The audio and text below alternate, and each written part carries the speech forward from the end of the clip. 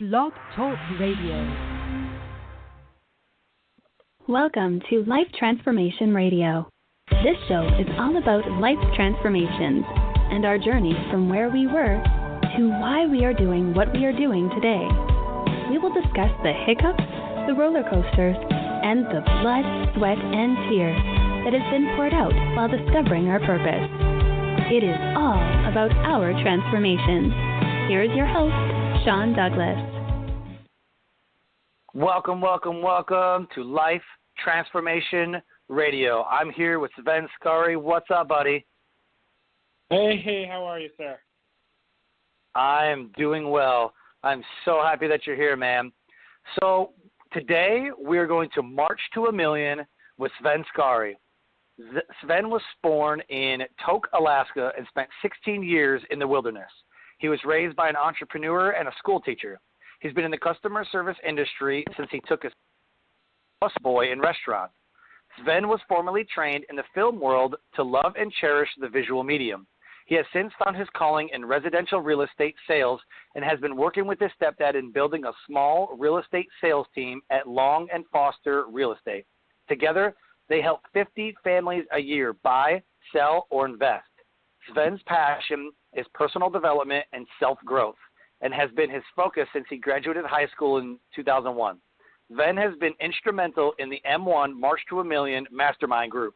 He continues to read or attend seminars and workshops every month. One of his other passions is exercise. He plays ice hockey 2 to 3 times a month and runs 8 to 10 miles a week. He's completed his first 5K and has a 10K scheduled for April 9th. Sven is enrolled in his first Warrior Dash obstacle course on August 5th. What's up, buddy? That sounds amazing. Hey, thanks for having me, man. Great to be here. So I like everything about that, man, except for the 8 to 10 miles a week. Like, I don't like running, dude. Like, I can't stand running. Like, your body feels like it's breaking down, and you feel like you're all winded. Like, I don't like that feeling at all. So I try not to run. But being in the military, like, we kind of got to run. So I kind of just got to suck it up. But that's awesome, man. You like doing 5Ks and 10Ks and stuff. That's cool. Early on, I tell you, I was the same way. I mean, early on, let's say last summer, I could barely run 1 mile one time a week, like barely.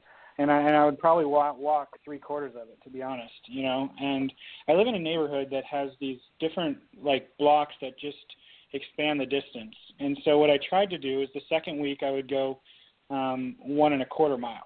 And then the third week I would go 1.5 miles. So I'd go a little bit longer every week. And I just told myself to just, if I could run that 1 mile one time that week, I would say, all right, great, I'm a beginner. That's what beginners do, right? And I would give myself a pat on the back, and I'd sort of like hold myself accountable for that one run. And over time, I think within the first month, I was up to, I think it was like 2.25 miles. And then I would expand and I run twice a week. And then, you know, so on and so forth, to where, you know, now I can pretty easily run 3 times at probably 3.25 miles each time. And yeah, I'm looking to go my distance now a little bit. I've heard that's the next challenge in the runner's game, is just starting to expand the distance. That's friggin' awesome, man. So your passion is, so your passion is personal development, right? And then you're in the real estate game, right? So I have to ask, you know, we always start off with our why on the show. So what is your why, man? Why did you decide to do what you're doing now? You know, I'm a servant at heart, and for me, that has really transformed into helping families make that one of the biggest purchases they make in their life.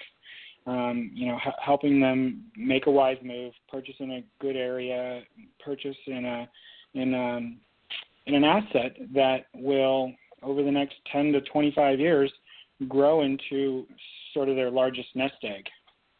Awesome. And it just fits the bill of my personality of connecting with people deeply, helping them with things that you know, they have a need for, and just being always in service to others. That's awesome, dude. What draws you to the personal development side of it?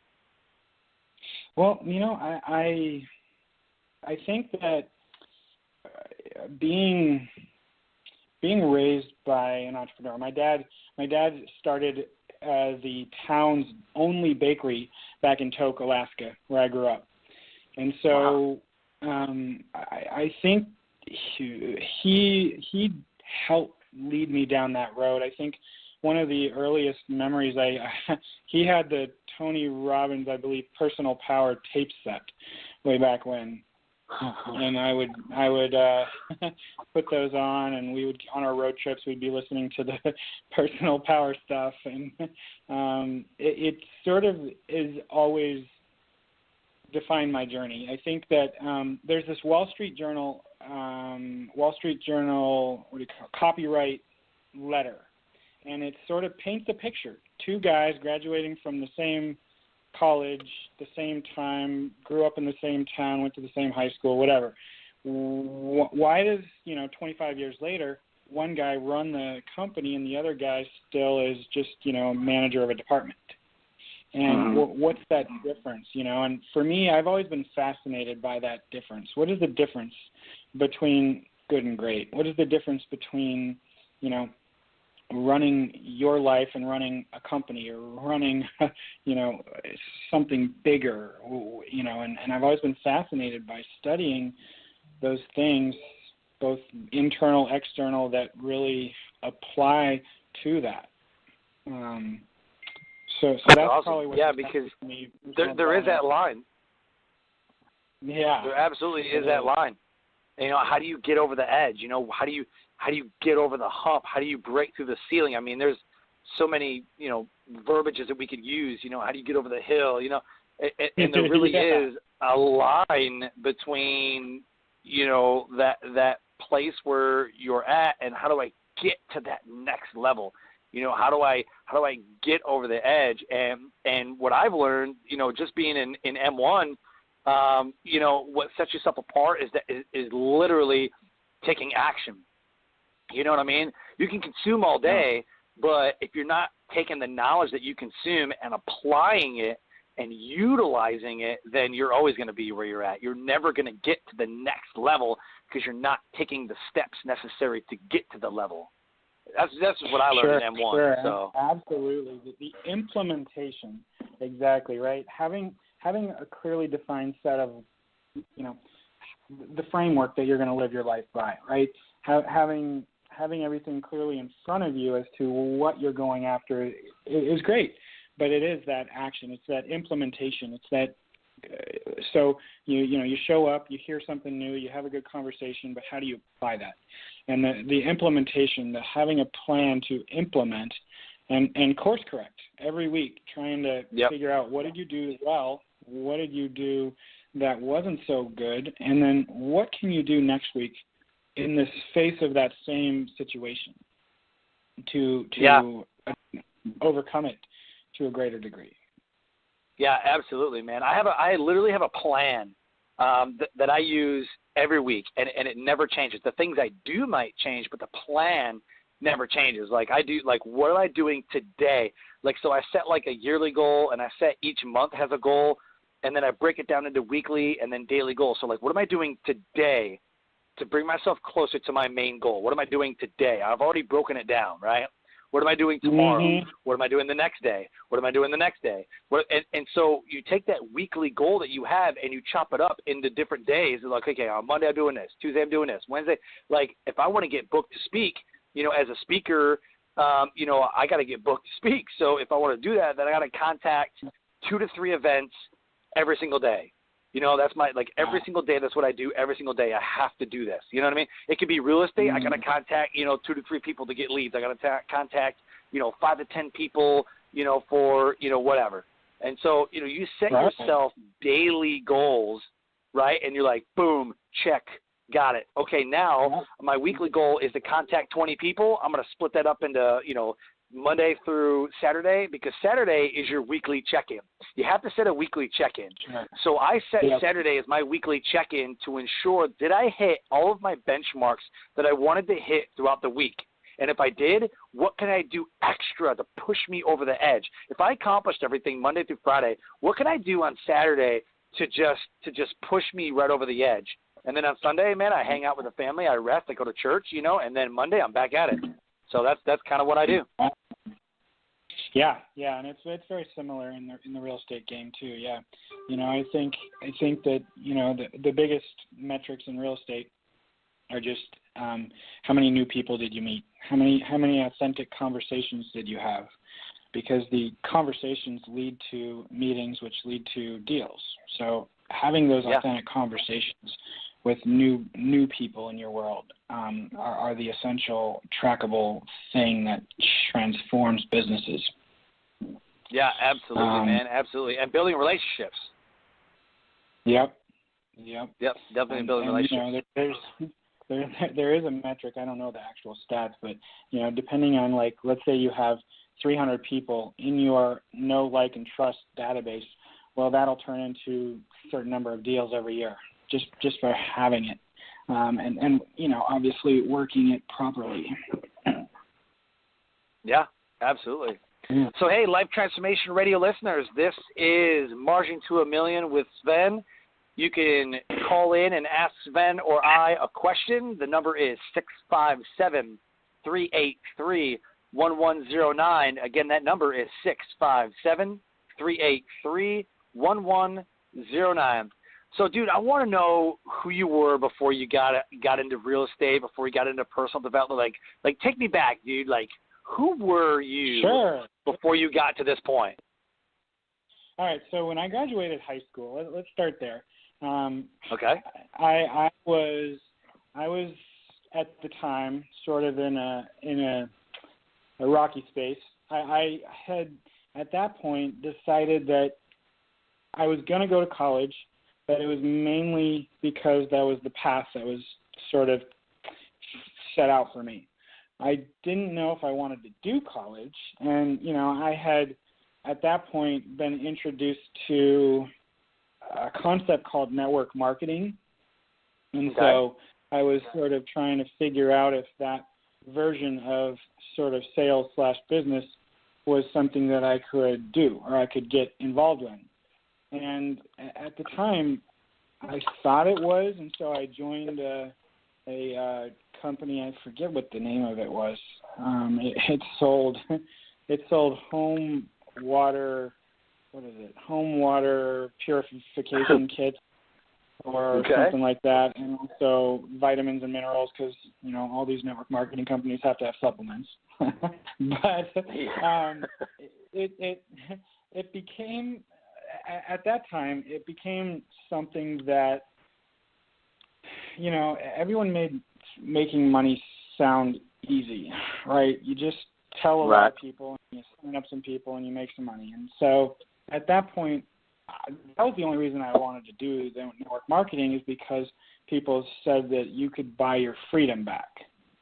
And, through hustling and building a business so big that you could buy your freedom back. And I think for me, I've always sought after that concept of freedom, and here's where I always wanted to get to, a place where more money than I knew what to do with, so I could go travel, I could eat out, and I could not really care about the price tag. At least this is my mind when I was a lot younger, is that like having a life where you have more money than you know what to do with, and you're not beholden to your day to trade hours for dollars. Right. That was the ideal situation that I was heading towards. Well, network marketing did not do that for me.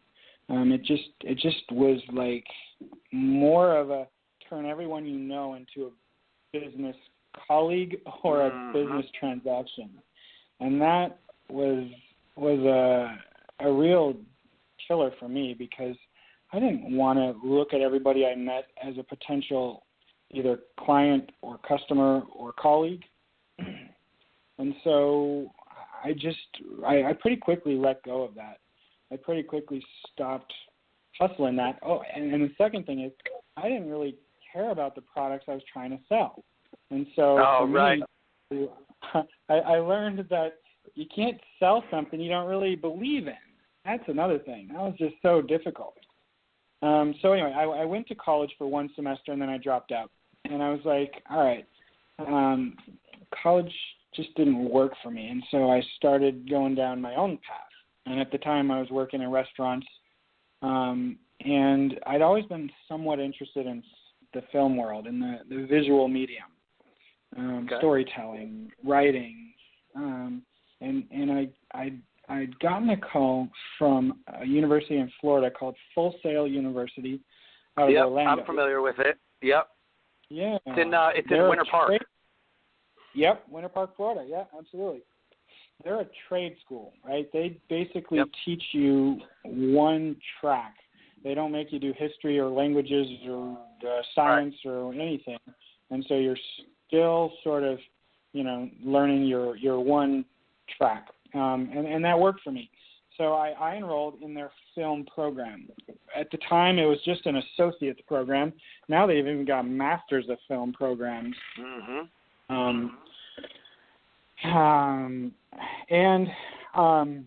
So I bought into that plan to get into the film world, learn filmmaking, and it was A to Z. It was the best experience. One of the coolest things that I've done is to be in that environment where everybody's pretty much passionate about filmmaking to one degree or another. And you basically make 3 or 4 projects from start to finish, basically script to set to actors and everything. And you just basically get to be a part of the whole process. And so when you leave, you have a reel of 3 films that you were a part of.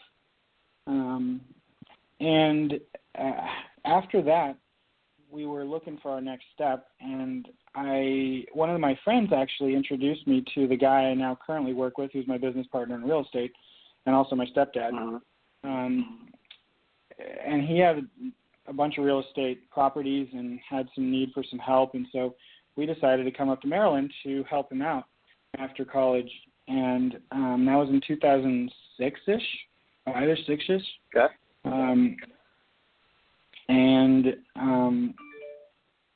That's how I got started a little bit in the real estate space, was having him as a mentor saying, Sven, you can have your art, but you got to have a path that, provides an income, right? Because most times in that film medium, you're not getting paid a whole lot, or you're, basically working 60 or 80 hours a week and you're, a slave to the system, so to speak. The movie industry is definitely fast moving, and it's hard to get into it. And you have to be in LA or New York. LA or New York are the only real answers for working in the film world. No kidding. And I think personal growth was still pretty big for me back then. I did the CDs and the tapes, and I've always had an extensive book catalog. My partner now, she still is floored about how many books I have. She's like, why do you need any more books? You don't need any more books.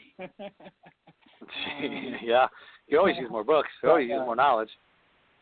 Exactly, that's where I'm at too. So yeah, film.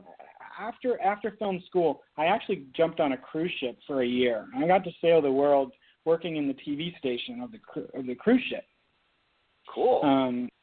That was a really cool experience. Yeah, I got to meet a lot of people from around the world. The job itself wasn't all that exciting. I got to put together what they call a cruise and review video. So if you've ever been on a cruise, they have some people doing photos and videography and then putting it together in a little slideshow kind of video with all the different ports that you went to and all the really cool things you might have gotten to be a part of, just as a memory. so I got to help with that, and that was pretty exciting. That's awesome. So looking back on the last 16 years of your life, what do you think, like, can you pinpoint exactly what your transformation was? Like, how you got to, like, how you went from, like, film and real estate to being, like the awesome guy that you are, man, like in M1, like, can you pinpoint exactly what your transformation was? Well, so all right. So that got me to 2007-ish.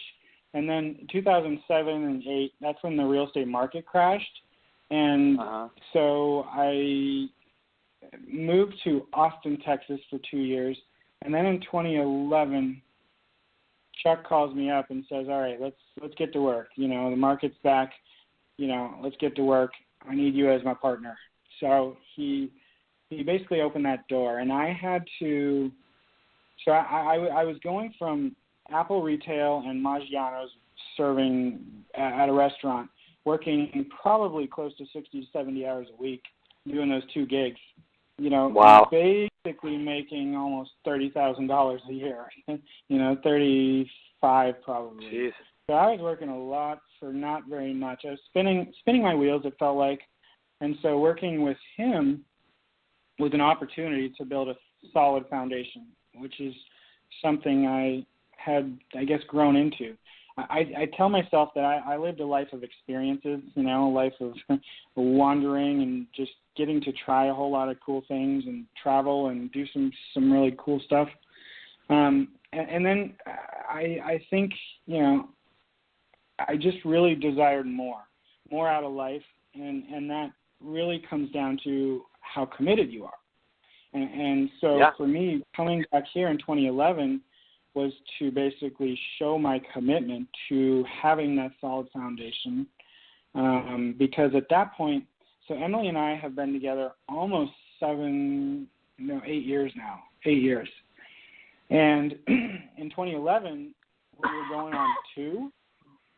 And so at that point, it was time she was graduating college, and it was time for us to get serious about our relationship.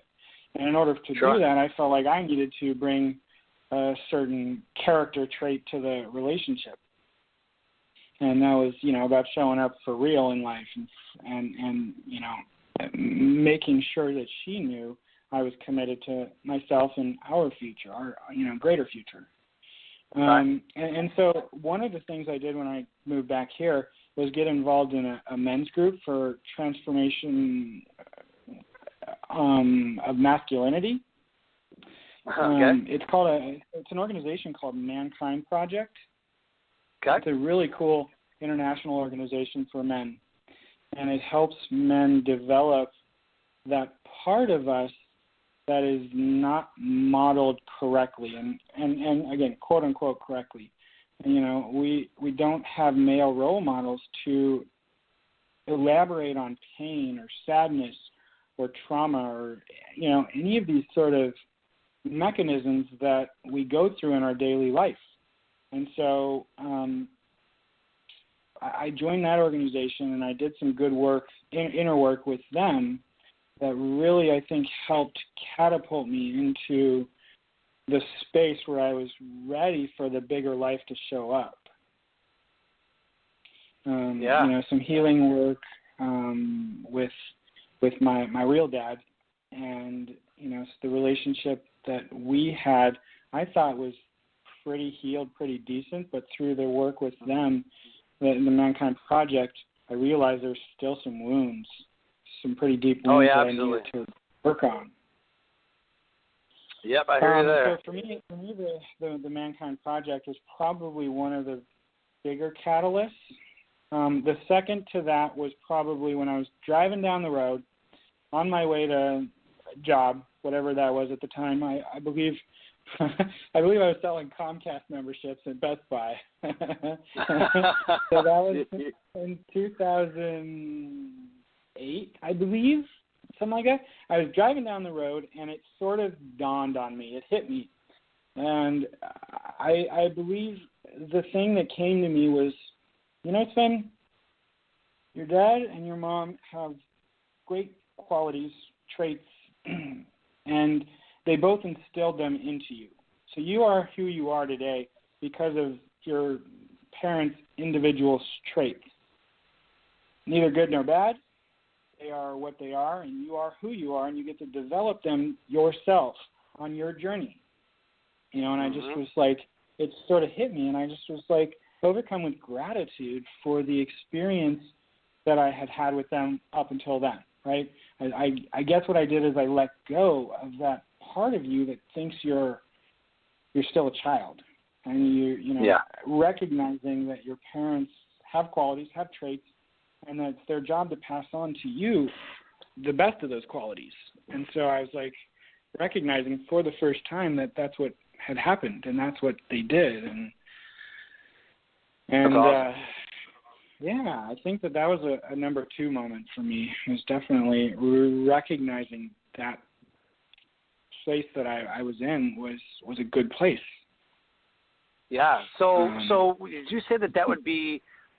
Would you say that would be the best part of your transformation, or what was the best part about your entire transformation up to this point?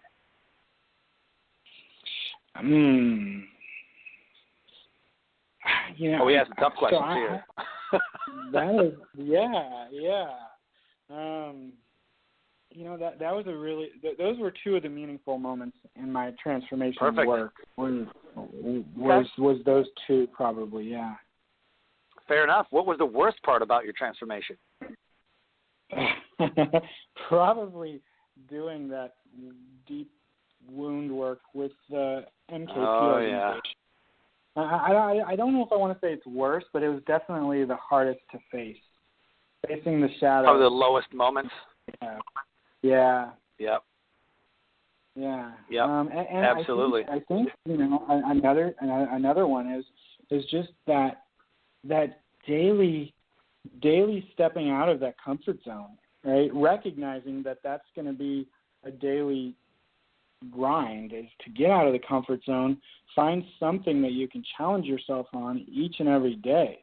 That's probably the worst part about it, is because sometimes it feels natural to me to be in that place, and other times it's like the worst thing I could do is to keep being uncomfortable. Yeah. Oh, yeah. We always talk about getting out of our comfort zones, right? Like doing things that are uncomfortable because it helps us grow, because it doesn't feel good and it's like really awkward, and like I've never done this before. It stings a little, you know what I mean? But I think self-assessment is probably the worst thing that we can do, but also I think it's the most helpful. Because we don't really want to look at ourselves and find fault with ourselves. I mean, we're hard on ourselves. Don't get me wrong. We're tough on us. Like, man, you blew that. Like, what the heck, But like, just to assess like where we are, or how I am, or wow, I really didn't handle that situation, that well. Like, I wonder how that happened, Because we always want to kind of vindicate, like, oh no, I'm good to go. It's everybody else. Like, it's their fault, Because we don't want to kind of like put it on us. But man, when you self-assess, kind of opens you up a little bit to some scarring and some truth, Yeah. So yeah, absolutely. Definitely. So who would you say has been your biggest influencer? So far, Chuck Bailey, my stepdad and current business partner. He's definitely stuck with me through it all.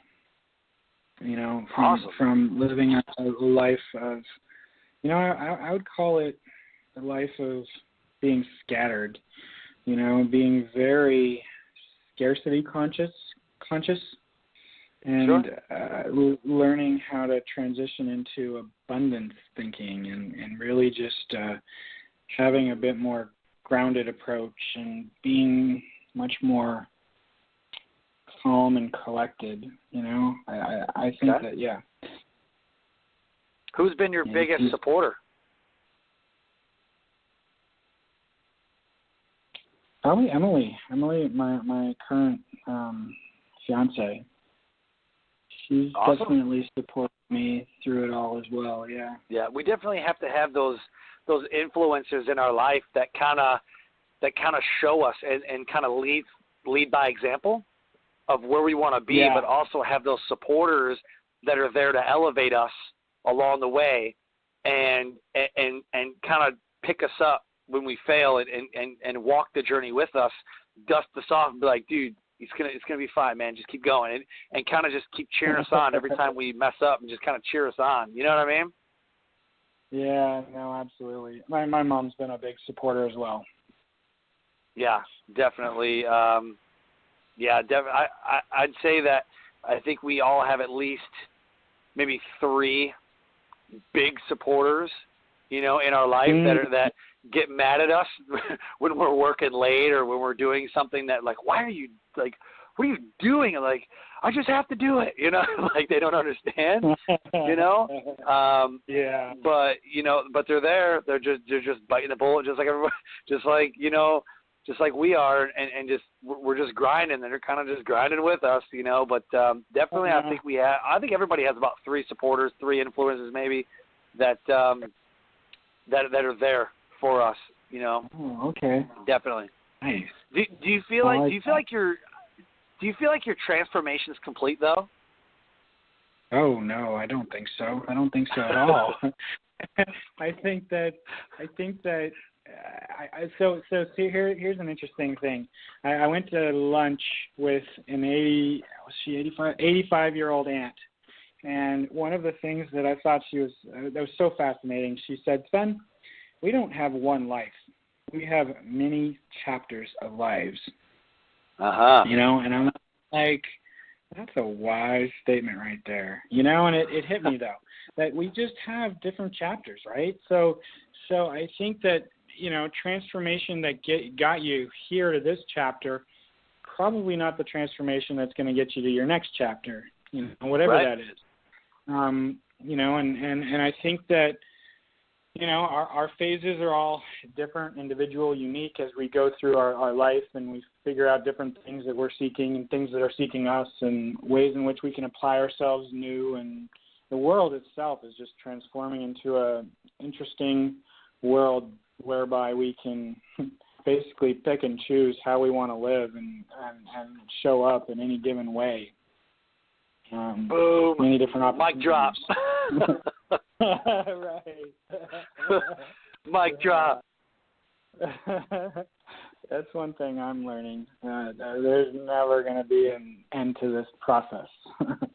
Yeah, man. I firmly believe that everything that we're going through, even now, you may not feel like you're going, you don't have to go through a huge adversity to go to your next level.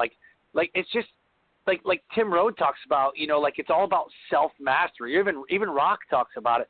Rock Thomas talks about, mastering this moment, like being the master of meaning and what it is right now. And once you can master it, move on to the next thing. And once you master that, move on to the next thing and the next thing. So, yeah, dude, I completely agree with you. Everything that we're going through, even the small little things, different changes like, I'm moving from, let's say, Pennsylvania to New Jersey, or I'm moving from Detroit to North Carolina, or I'm moving from, even those little things, everything that we're going through is preparing us for where we're going to. You know what I'm saying? Yeah. So even small wins or small fails, and, we look at it as, well, that kind of sucked. Next, it still has an effect, and every single thing that we go through is preparing us for where we're going to the next part of our journey. Dude, that is so awesome. Like we have chapters of our life. Absolutely, man. I've got 4 years left in the military. Once I'm done, I'm done. That's it. My military career is over, and that chapter of my life stops, and then a new chapter begins. So, Yep. Yeah, Yeah. definitely, dude. That's been a very so speaking of realization is to think that way. Yeah, absolutely. So speaking of, let's hit it, man. Where are you headed now? What's on the horizon? You got new adventures, businesses, family. You got a fiance. Yeah. So there's going to be a wedding soon, I'm sure. But what's new for you, man? Where are you headed now? So I think the new adventure that I'm going on is to learn better how to think of myself as the CEO of my life. I know this is a silly concept, but dude, I talk about that all the time. Like, man, that is huge. Yeah. I tell you what, that if I can learn how to think as the CEO of my life, you know, I think that no matter what career or relationship or whatever, I can apply it to all those different new and exciting adventures. But yeah. I think that that's one thing that I'm learning that is not something that will change too much. Running your life absolutely. as the CEO of it. But that's not an exciting answer. but no, that's awesome because it's so relevant to what we're talking about. You know, like so you and I formally met at the Sacramento conference for the One Life Fully Lived conference, right? I mean, we were at the airport together. We rode in to Sacramento together. So yeah, man, like we formally met in Sacramento, and it was an amazing conference. I mean, totally awesome. So I talked about that conference to everybody for at least like a month and a half. But did you hear so I was one of the breakout session speakers. Did you hear my breakout session while you were there? I didn't get to because I was assigned to. I worked as a volunteer for the thing. Yep. And I got assigned to the breakout sessions that I had to attend, so I couldn't choose. Yeah. But I'm sure you killed it. Oh, so the breakout session that I talked about was literally being the CEO of your life. Like I literally talked about this. So the gist of my breakout session was, and it goes so in line with what John Vroman talks about in building your front row. So basically, what I talked about was if every CEO of every major company has board meetings to talk about last month's sales, this month's sales, future sales, last month's growth, future growth. You know, what are we doing this month? Like if every major company has board meetings, why are we not doing the same thing for our life? Why are we not building a board for our life? And so I built this board of directors for my life, and everybody has 5 major areas of their life. So they have their wealth or their finances, they have their health, and then they have their personal development, professional development, and then they have their goals, dreams, aspirations, spirituality. It kind of all goes in line. So basically what I talked about was putting people inside of those areas of your life and basically building a board of directors to elevate you for your life. That's what I talked about. So you have to figure out who your board of directors is for your life. So who's your wealth coach? Who's your health coach? Who is your personal development coach? Who's your professional development coach? And then, who helps you achieve those dreams that you have? Like everybody either has religion. Like me, I'm like a huge Christian. So like I have like my pastors and everybody like in my board of directors, but I also have on top of that or beside that or whatever is my life coach, who isn't directing my steps, but they are like, hey man, I really want to be a TED speaker. Like my goal is to be a TED speaker. So how do I do that? Like what's my steps? Do you think I'm good enough? Because we have these self-limiting beliefs, and Rock and I were just talking about it today, is we have these self-limiting beliefs like, well, I don't think I'm good enough, or, well, I don't think that I should, be doing this, or I don't know how to do that. Well, that falls in one of those categories of, is that your personal, professional, or is that your, like, spirituality coach? You know what I mean? So basically, your spirituality is basically the way that you strengthen a set of beliefs, principles, and values that you already have. That's basically your spirituality. It has nothing to do with religion. It just this is how I strengthen a set of beliefs, principles, and values that I already have for my life, whether it be morals and values. Yeah. Because values is basically our moral compass. So that's what my talk was at the One Life Fully Lived conference back in Sacramento back in October, was you are the CEO of your life. No one else is going to pay your bills.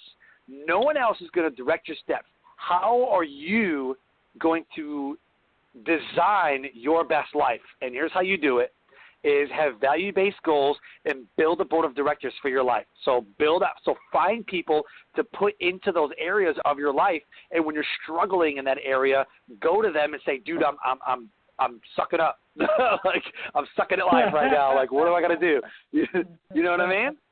So, so there you go, man. In 5 minutes or less, that's how you do it, man. Build a board of directors for your life. Yeah. No, that's key right there. I believe that's so true, and it's my job now to find those people and stick them in the place. Yep. There you go, dude. So you can be on somebody's board of directors and not even know it. Yeah. Another thing I'm doing is I'm learning how to book my trips and play hard. As they say, having a quality life includes booking the play that you're going to involve yourself in instead of just grinding it out. Sure. Having some big reasons. So I'm going to Norway this fall in August. We have a Skarie family farm that still exists back in Norway in a town called Brambuch.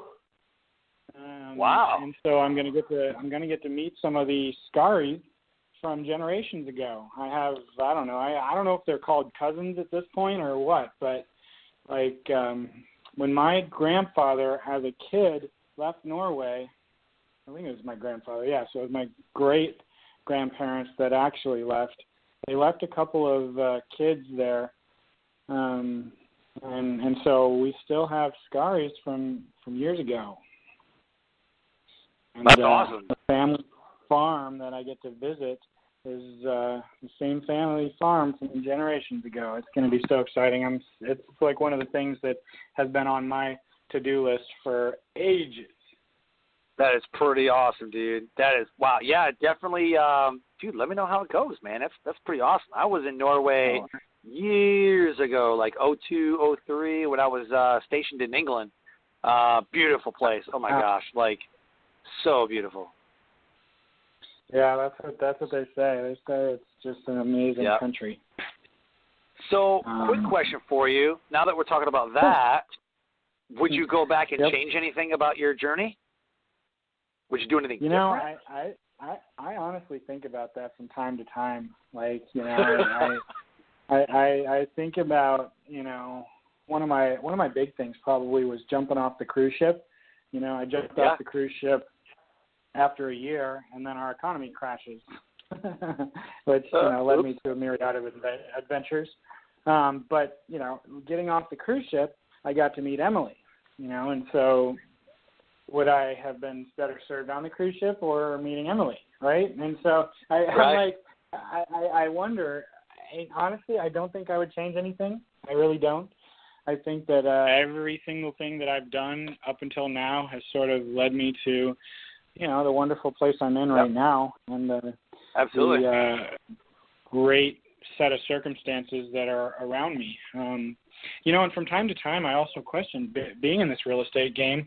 And then I talk to people, and they're like, man, you love what you do. What is going on with your, stuff? And it's funny how when something comes easy, it just doesn't feel right. Or it doesn't feel like that there's any, like it feels like there's something missing when it's so right, so easy, so good. Sure. Yeah, absolutely.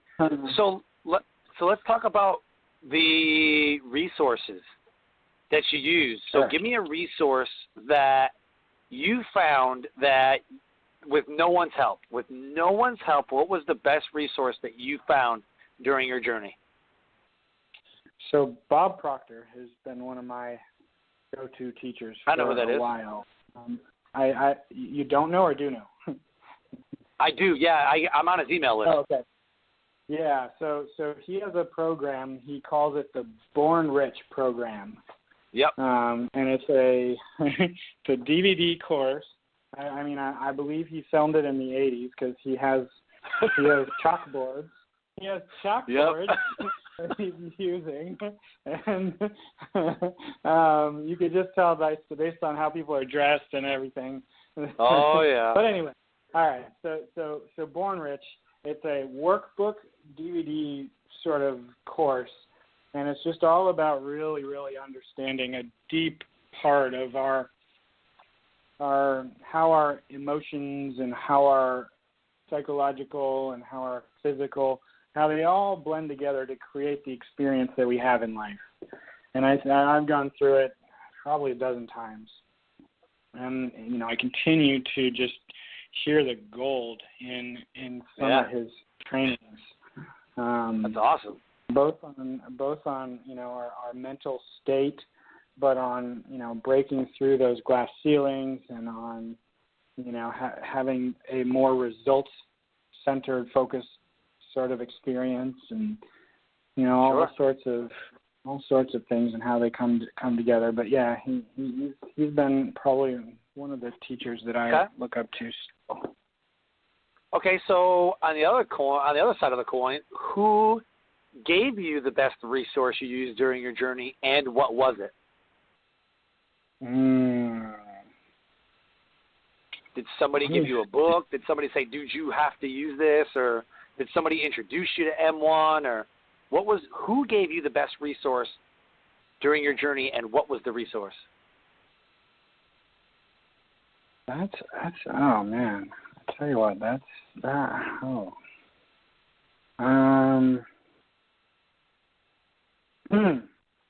don't know if I have an answer for that specifically. Oh goodness. Yeah, no, so M1 is from listening to podcasts. I listen to Pat Hyben's real estate podcast about becoming a supercharged real estate agent. And he mentions this tribe of people that go on these crazy adventures and, build epic lives together. And so through that, I learned about GoBundance and M1, and it's just been a joy and a blessing to be a part of the tribe since then. So I have to say that, being introduced through the Pat Hyben real estate show has been quite the epic experience thus far. That's awesome. Yeah, absolutely. So here's your chance, man. Here's Sven's moment. Yep. Give a shameless plug. Plug a friend, a quote, websites, Facebook, products, movies. Give a shout out to somebody. Plug whatever you want, man. This is your moment. Go. Well, for the M1 thing, there's a website called gom1.com. Gives you a brief overview of what it is and how to get involved. If you've got $1 million net worth, GoBundance.com. That'll get you plugged into the GoBundance world. Definitely check out Sean Douglas's book. What's your book? What's the name of your book? You're going to plug my book? Yep. That's awesome. Absolutely. Yeah, my book's called Decisions, The Power to Overcome Self-Defeating Behaviors. Absolutely. For sure, check out Sean Douglas's book. And that's it. Thanks, man. I'm humbled. Absolutely. Definitely, bro. This has been definitely check out M1. F1's awesome. So, yep, definitely. So as we wrap up, deliver your best nugget of knowledge that will motivate, transcend, and inspire someone. The best thing that you can do in your life is to stop comparing yourself to anyone or anything outside yourself. The best thing you can do is to learn to ask yourself, how did I show up today? Did I play full out? And in comparison to my performance yesterday, did I improve in some small, significant way? That is the only thing that you need to be concerned about. That is the only thing that matters. Did you show up today and play all out, and did you make some small improvement in how you live your life over how you lived yesterday. Dude, that is so awesome that you say that. Yep, I think that's the most important facet of, and also perspective to have, is just learning to look within, learning to focus on yourself and your past behavior and improving your trajectory based on that. Yep, absolutely. Dude, I talk extensively about that in my book. That is the number one most common self-defeating behavior, is that people compare their blessings or they count other people's blessings as opposed to counting their own, or they compare their life to everybody else. Like if I was just getting in real estate and I look at like, you know, Tim and Pat and Rock and everybody else, you know, and I'm like, oh man, these guys are so awesome. Like, how come I'm not awesome? You know, like you cannot compare your chapter 1 to someone else's chapter 20. Like it doesn't work that way. And a lot of people do it, man. Like if I compared myself to every other speaker out there, I would be in shambles. Like I would be like, it's hard to get out of bed every day. Right? Like I would never want to speak anywhere because I would be killing myself. Like I suck. Oh my gosh. Like, you know, because these guys have been doing it. The guys that I look up to, you know, like Eric Thomas, John Vroman, Les Brown, Greg Reed, Zig Ziglar, you know, all these guys that are amazing speakers, you know, Gary Vaynerchuk, you know, these guys, I mean, they've been doing it forever, you know what I mean? And me only doing it for a few years, you know. Lane Etheridge is another guy who is an amazing speaker. You know, I just, like, I can't compare myself to these other guys, you know, even though it's really easy to, you know, like it is so easy to compare yourself to everybody. Yeah, dude, I talk about that in almost every chapter of my book and how to combat that, you know. So don't count other people's blessings, count your own, and don't compare your chapter 1 to their chapter 20. Yeah, man, absolutely. That was huge, dude. Awesome. Absolutely. That's definitely another one that's coming up for me this year. It's just reminding myself of the importance of that self journey. They call it a self journey because it is your journey. It's no one else's. Yeah.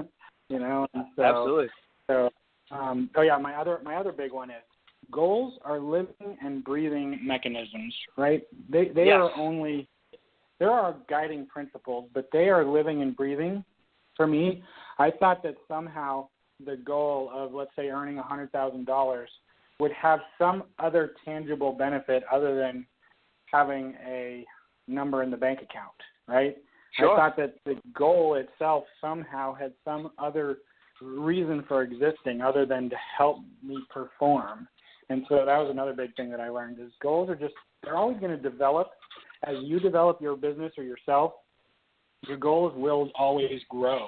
So you'll never get to a point where you're always achieving your goals because your goals are supposed to help you develop a track to get on.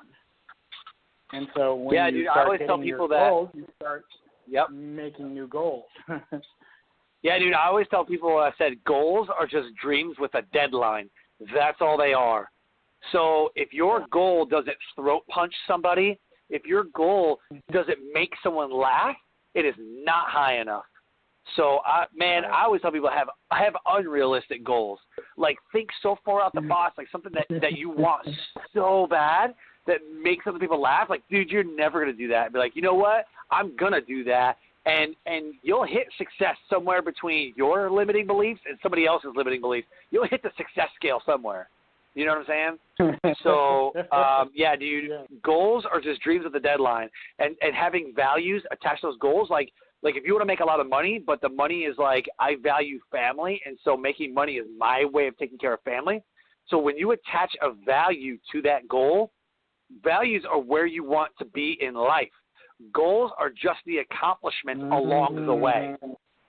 So remember that. Set those values. You value love, you value family, you value relationship. I mean, you can value money as long as you're not like motivated by it. You're not stepping on other people's necks to get it. You see what I'm saying? Yeah. Like those people, I'm just like, dude, I have no respect for. Like I have like some bush league stuff, like cutting other people's throats just to get your next dollar. Like, dude, I hate people like that. You know what I mean? Yeah. So I always tell people like value whatever it is, relationships, value, love, family, whatever it is you value, like select a goal that's wrapped around that value and just go freaking crush it. You know what I mean? Crush that goal because values are where you want to be in life and goals are just the accomplishments along the way. So, boom, another mic drop. Absolutely, brother. Absolutely, brother. So as we close, man, do you have any last words? Do you have any last parting words for our listeners?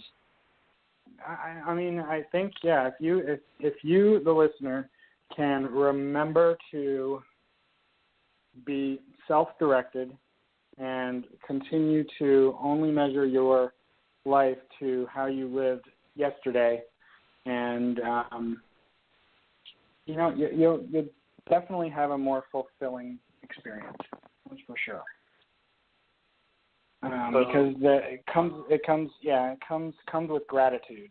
It's built into how you think about your life when you're appreciating it. Awesome. Anyway, yeah. Dude, awesome, man. Wise words, Thanks, brother. Tom. Wise words. Thank you, so, sir. man, again, thank you for coming on the show.